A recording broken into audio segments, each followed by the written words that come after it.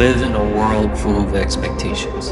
Higher ground 4. We expect our lives to be normal and free from harm, free from illness, trauma, fire, or even disasters. When fate has different plans, setting your world on edge and threatening your tomorrows, expectations change.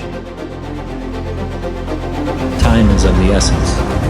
The time for preparation and planning has passed. Now is the time for action. This is why we love this job. No two calls are the same, and the outcome is never a sure thing. We're the ones that answer the call. We're the ones that won't give up.